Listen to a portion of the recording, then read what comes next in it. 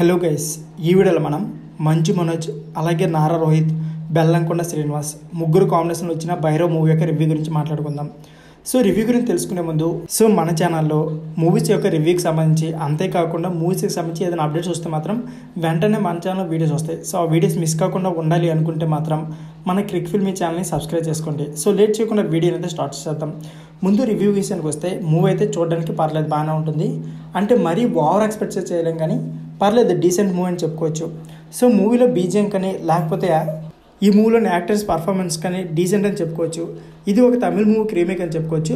ఈ మూవీతో మంచు మనోజ్ అలాగే బెల్లంకొండ శ్రీనివాస్ ఇద్దరు కూడా ఒక మంచి కంబ్యాక్ మూవీ అని చెప్పుకోవచ్చు.